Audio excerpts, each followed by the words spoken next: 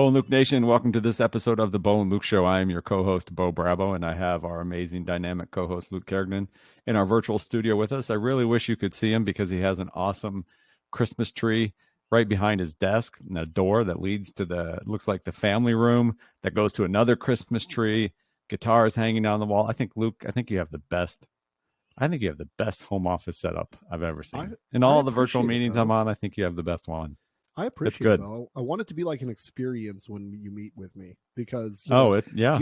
you never know because like me as a person, that experience might suck. So if you look at like the background, like I feel like Mm-hmm. it evens it out for the experience. Amen. Good job. Well, Well, thank you, listen, buddy. Bo and Luke Nation, we have a super cool guest with us. Cannot wait to get into this conversation. This is actually a first of the couple hundred guests that we've had. We haven't had anybody from an expert from the restaurant industry, even though Luke, you and I have talked about, we mention over, once in a while, having worked in restaurants early on in our careers. Oh yeah. So this is going to be super cool. So we have Tom Rutledge. Tom's a founding member, managing member of RDMS Group, 40-year journey in the industry. Super knowledgeable on the hospitality, the accounting, the bookkeeping, the operational analysis, financial analysis, how to make your restaurant profitable. Can't wait to dig into this conversation with Tom. So, Tom, welcome to the show. Hey, appreciate being on. Thanks so much. Absolutely. Why don't you kick us off and tell us a little bit about your journey? Absolutely. Restaurants are a strange world. It's especially in the independent world where we focus, which has been the focus of my career. So I started with school from a finance and accounting background, did all the JP Morgan and all that fun stuff and realized definitely not where I wanted to be. So I changed gears pretty quick, kind of graduated college, went headfirst back into the restaurant space, like many, to make some cash flow, did some serving, did some bussing beforehand. Really wanted to try my hand in something different, was driven mostly by the food, truth be told. So I packed up everything from New York, moved to San Francisco, went to culinary school in the morning, cooking in fancy French kitchens at night. Loved it. It's gotten way more popular in mainstream with shows like The Bear and all that stuff that are trying to show how nitty gritty and all that fun stuff it is, which is fairly true. Realized that daily grind wasn't exactly who I was, but it still loved the industry. So actually shifted gears to the front of house, managed a bunch of places, was managing a brunch place in the morning, a fine dining place at night. The entire time was kind of looking around going like, I can open a restaurant or I can close a restaurant. I can do service, but are we making money? And then you look around and the restaurant closes because although it had a great reputation, there wasn't any cash and going to the bottom line. And that led to a spiral of different jobs that kind of went to a restaurant accounting firm that was similar to what I'm doing here. I actually met my business partner sharing an office in that accounting firm, realized if I'm really going to tell people how to run their business better, I better really know what I'm doing. So I left the accounting firm, went back into ops, found myself taking the challenge of those 15 unit groups, 40 unit groups, 200 unit groups, and taking various executive level roles in those. And across that entire journey, it kept being, we're focused so much on hospitality. We're focusing so much on staff development, but is anybody showing anybody how to do that while making money? Like it's still a business at the end of the day. So it has to look great, feel great. Service has to be great. It has to be clean. It has to be all of these things, but are we doing it with the end goal of profitability? And how do we make people where truthfully, if they were in the restaurant business, they're probably not spreadsheet people, right? Just inherently by nature. If you're a hospitality person, if you're a creative person, how do we bridge the gap and make it as simple as possible to understand what to look at and when to look at it and build a culture that makes both of those things equal, having a phenomenal experience and making money, because it is a business at the end of the day, not an artistic endeavor in itself.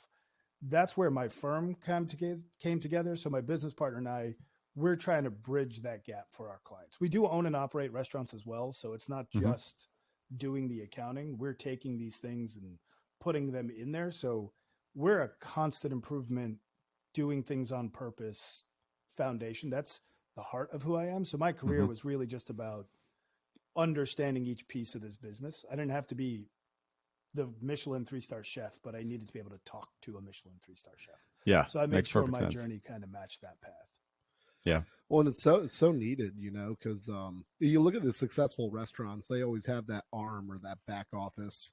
At least the successful ones I worked for, and they like hammered it into me. So I was doing the P&L and everything else. Excuse me, inventory all the time. I knew exactly what my costs were for food, alcohol, labor at any given time, when I needed to cut people in order to actually remain profitable. But had I not had that, or I would say even that oversight, or that responsibility to give them, I mean, it could, Bo, it literally, you could just start losing money and not even No, know sure. it until it's too late. Because like Yeah. you don't even know what's coming in or out at that Right. point. I always just wonder. Yeah, I always wonder, Tom. Like we were talking a little bit before we hit the record button. My restaurant career lasted for a couple years as managing McDonald's right after college. But even in that, and I was working for the corporate before I went to work for a franchise owner. I was working for the corporate office at a location, but in the non-independent industry, right? Because that's all, publicly traded companies. Um, but there was process, right? And even if you were in charge of the inventory and the food, it was everything. It was, you're doing the inventory, you're doing the stocking, you're doing the, your cost of, you're looking at the cost of goods sold, you're looking at all of that, comparing it to your labor costs. So there's a lot of learning from what the stuff that you're talking about. And I always wondered, how do people who never had like that experience, but then they go open a restaurant, where do they go to even learn about all those things that they need to be tracking? It's To be fascinating profitable. because the restaurant industry is really unique on so many levels, because you are everything. You said it, you're putting on your legal hat, your HR hat, your management hat, your cooking Right. hat, your serving hat, your cleaning hat. You have to think through all of these things. And usually you don't have the resources, the financial resources, to go hire someone to teach you, or to hire somebody who's better at it than you. Not for a while. You have to really grind at it. And worst case scenario, you don't have the ability to take your head above the clouds to really manage what's going on. You are an employee of that business more often Yeah. than not. And you're not the manager of that business. So, or you're putting in 18-hour days to try to figure it out. And even at the end of that, you spoke to margin. You're 100% right. If you, as an independent restaurant, can get 10% to the bottom line, you're crushing it most of the time. Right. So don't get me wrong, those margins, we can talk that all day long, but 10% is not a bad ballpark. So that's not a lot of wiggle room to make mistakes. And that's kind of the other hard part. You want to be creative. You want to do all these things, but you don't have the resources. And worst case, there's very few programs, or even if you do find somebody to hire to help you, you can't look at their resume and say, oh, you work there, you know what you're doing. They could have worked there for 3 months and had no idea what they were doing. It's harder in that capacity. So the reality of it is you have to break it down into smaller bites, and you have to find time to look at the things that are important. It's not just turning on the light switches and getting out the mop and, cooking the food. It is saying, is all of this being done in a way that you can control? And my litmus test to get to the short answer to that is, can you go away for 5 days and the business be okay? I don't think there's a better litmus test for a restaurant operator out there than, can you step away for 1 week and the business not skip a beat? If you can get there, you have something pretty special. And we're really trying to focus on getting people to be able to get in that position. That's super good. So, and this goes into how important it is. I was just sitting over here Googling things, because like Bo and I like to invest in certain things, right? Like I have I have like a culinary background. I've been in the service industry. So at least once a year, like opening a restaurant pops into my mind. And basically like everyone around me is like, Luke, hell no, like you're going to fail. So I looked this up, and Bo, it's success rates for restaurants, it says 20%. So I believe it. So there's some interesting stats on that, though. Yeah, I want your opinion here. Yeah, so here's what's fascinating, because listen, all I do all day is talk to 100-something independent restaurant operators constantly. Right? Sure. 90% of restaurants fail is that famous quote that's out there. The reality of it is 90% change hands within the first 18 months of opening. Oh. And yeah, Well, it's massive. Or let me So it's rephrase not that, even that because what you're bad. talking about is somebody's going to buy something. When you hear that 90% fail, what they're really saying is they change hands. It's not that the business fully went dark.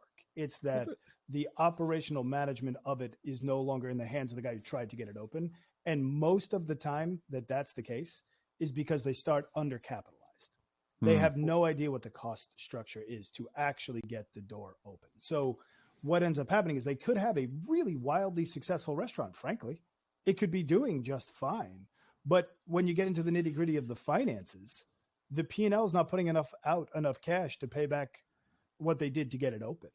Yeah. So that's why they can't maintain the ownership. So maybe they sold equity to bring somebody else in. Maybe they've had to get rid of the entirety of the business.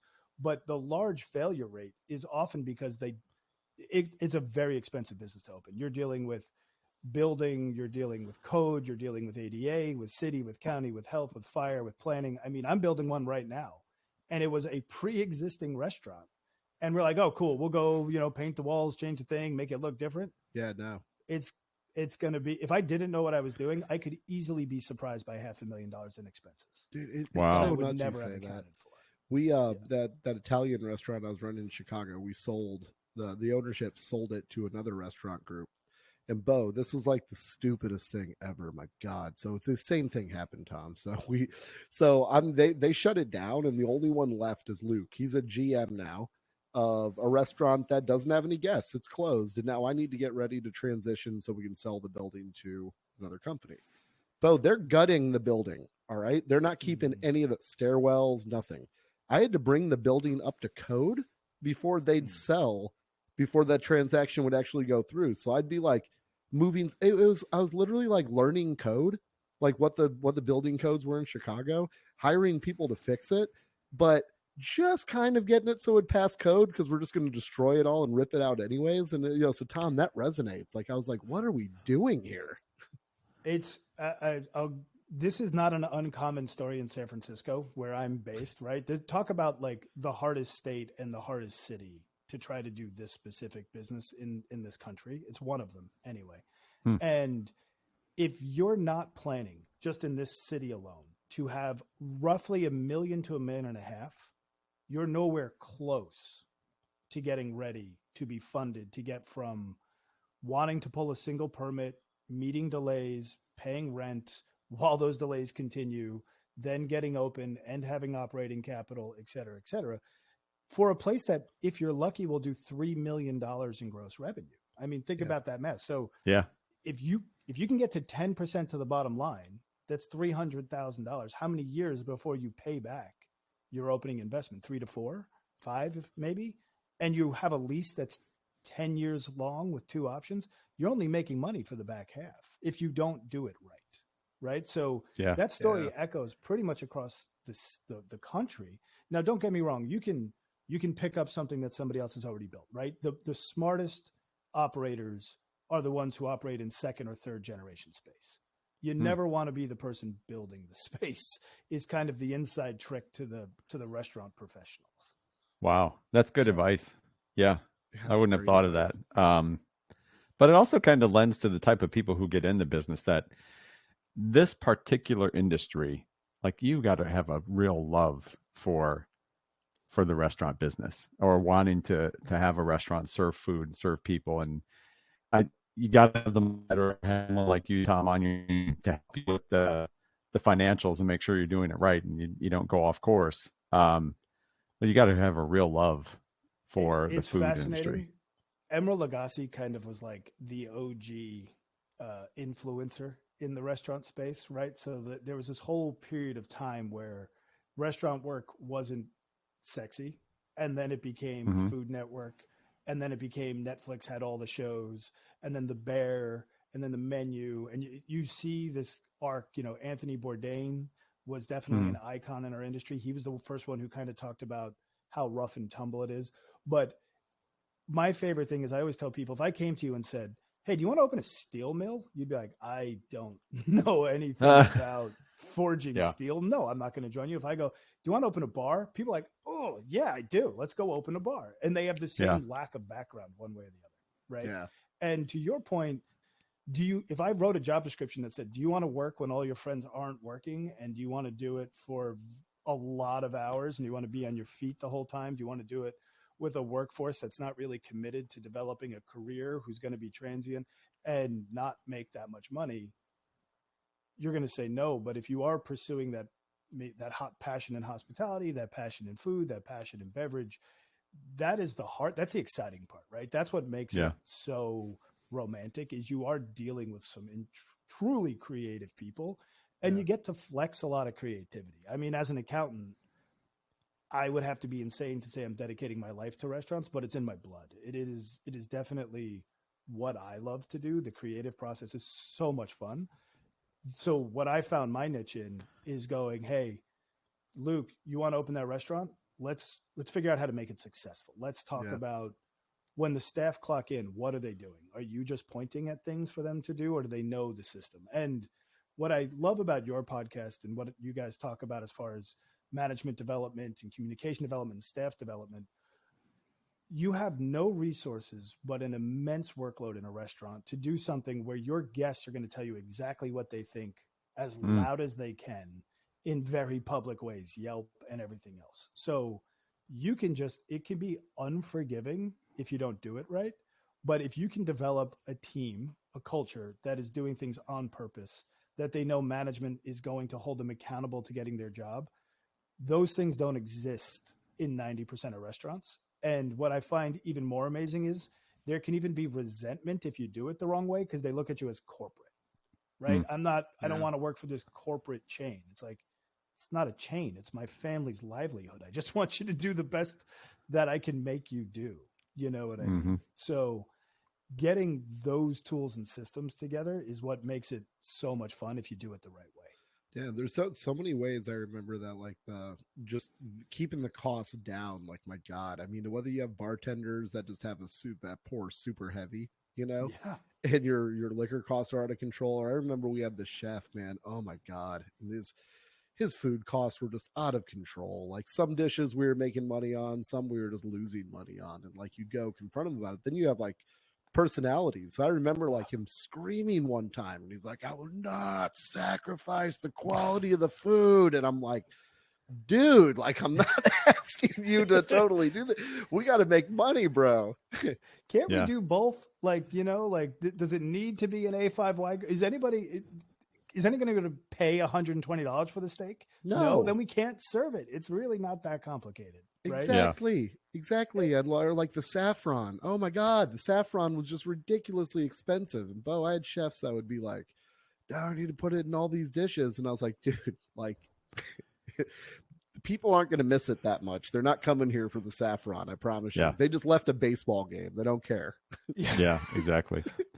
Well, that is, I love the arc of that whole conversation, because I get into this, they look at me like a pencil pusher half the time, right? So I have to come and be like, well, first of all, do you know who your guest is, right? So I break it down in as basic a terms, and we again, doing it on purpose. It's this thing of like, hey, so you tried to open a place with a $75 average check that is in the middle of a strip mall next to a play school. So maybe you're going to be a unicorn, but maybe we have to think about who you're serving and who might actually come in here before we really even get into the guts of this thing. Right. And you mentioned food cost. When we deal with this, we go, you can serve that.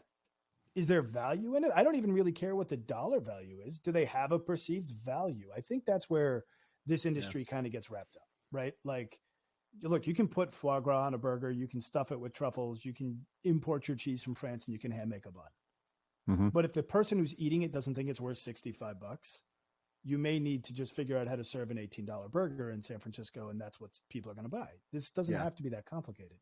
But more so than anything, are we having the conversation?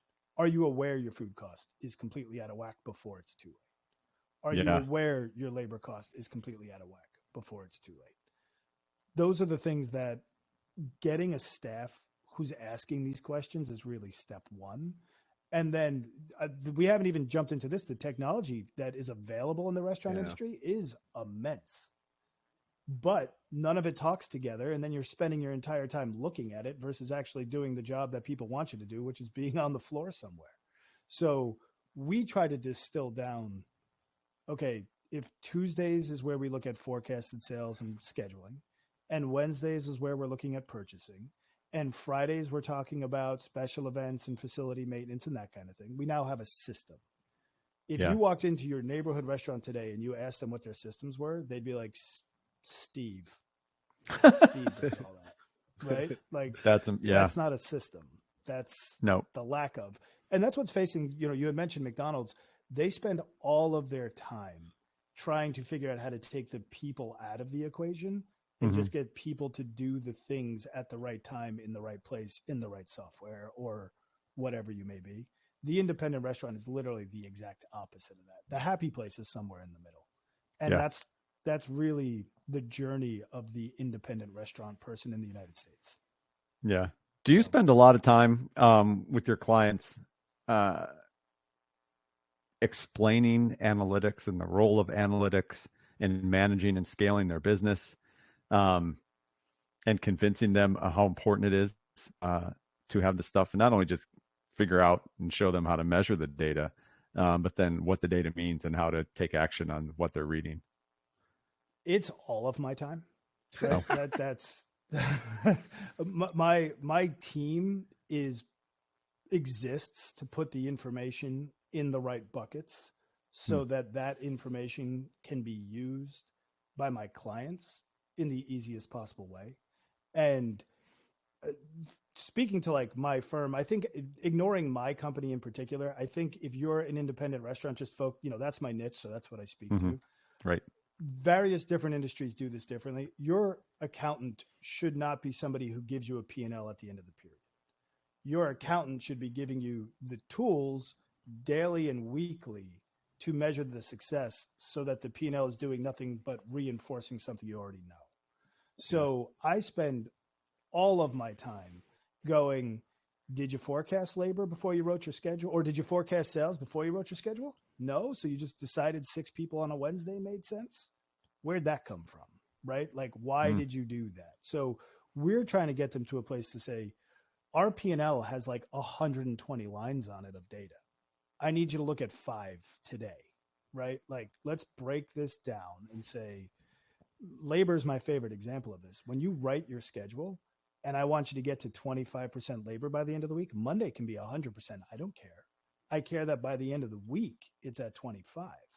Okay, so we did that exercise. We did sales forecasting, then we wrote a schedule.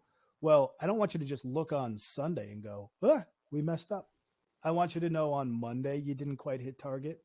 You tried harder on Tuesday to make up for Monday and all that kind of thing. So if your tools aren't helping you do that, and I think your accountant needs to, your bookkeeper, your accountant, whatever term we're going to use, the person who's handling that administrative stuff, this business is too fickle. The money can disappear in a heartbeat. You had mentioned it before. Bartenders pouring 2 ounces instead of 1.5 ounces. All your costing's gone crazy. Yep. You're not going to hit your goals, right? You're not making your money. Somebody decided to throw a pork loin, tenderloin in their backpack. Happens all you the lost time. money that week sometimes, right? Like all of that stuff. Yeah, we had you an walk interesting into the back and the kitchen's eating their family meal and it's all a bunch of steak. It's just like, okay, right? That's where my purchasing went astray. You can't figure that out 2 weeks at the end of the period. Yeah, that's a good point. You have Super to know good going point. into it. So That's so true, man. That's so useful. I hope people reach out to you for this because it like can make or break it. It's everyone's livelihood. This is the difference between having a fun or a horrible experience in the restaurant industry. And it can change in a month, right? November gets super rainy. All of your really good stuff you had going on because the prior period was doing great in sales and you didn't ratchet your labor down because the sales went down. All of your hard work went away. There's nothing more heartbreaking than speaking to people who this is their livelihood and they're going, am I going to make it next month? Like we don't have the ability. If you have a really bad month, it could take you a quarter to make that money back. That's how difficult it can be. Yeah. And so again, there's so much technology. The one thing that I think happens in the industry more than not is people start to make technology the project instead of the solution. So all of a sudden they're knee deep in doing implementation on this software because they think it's going to save labor.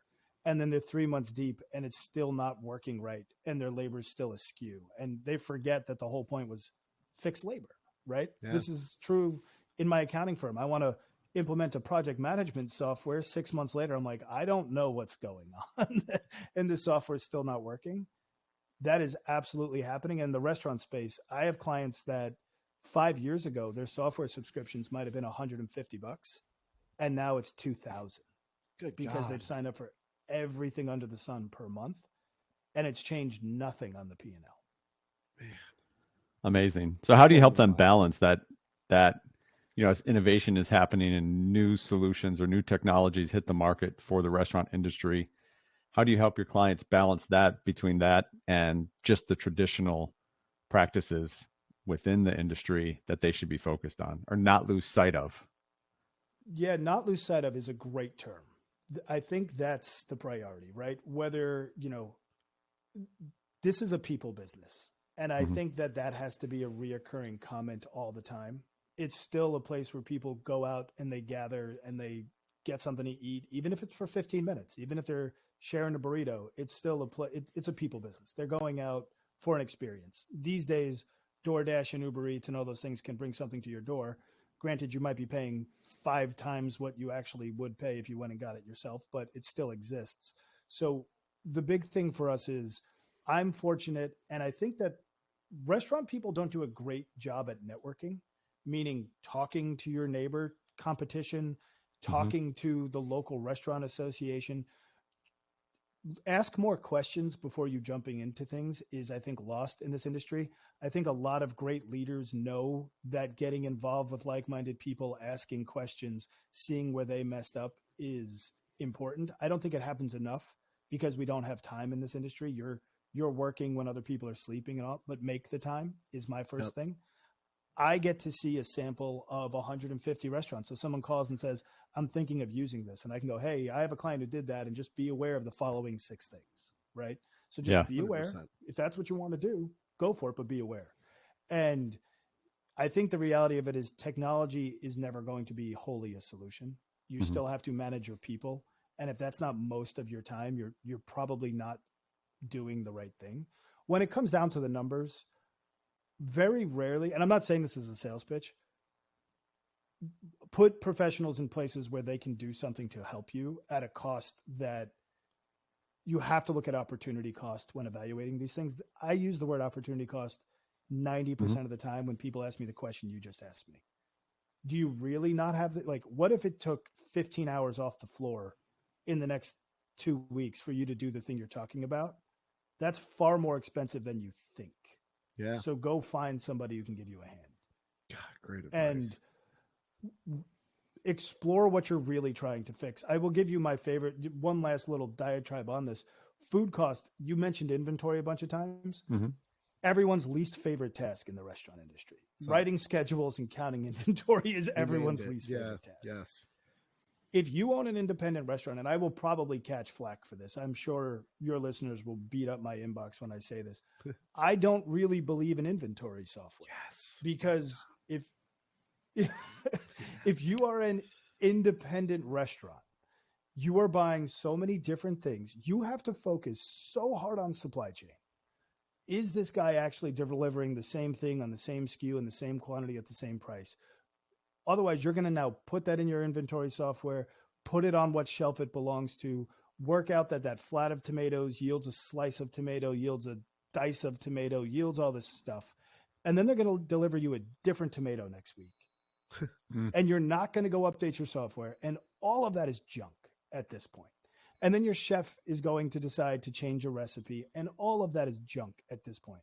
So they're just, for my restaurants, if food cost goal is 25% and I'm running 24%, I'm not going to go spend 6 months implementing a food cost software and an inventory software.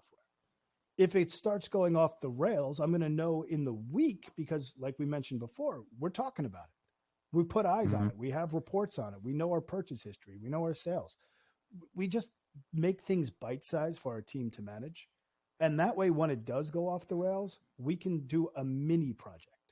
Okay, guys, what's our top selling items? Let's cost those. Okay, oh, shoot. Our beef went up by 15%. You didn't change the price?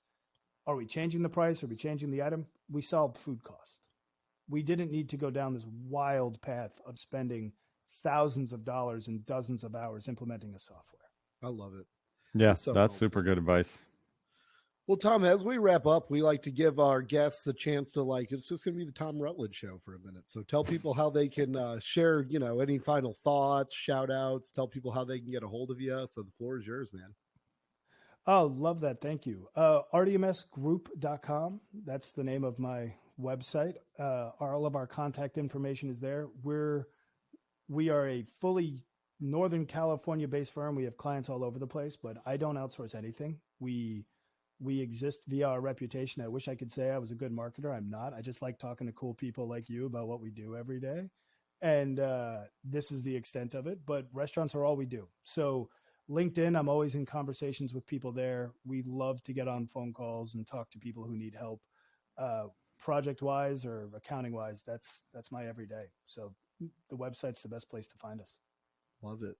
Excellent. Well, thanks so much, Tom, Bo. You guys are amazing. Happy holidays to all. Bo and Luke Nation, you've been listening to Tom Rutledge. The wrap.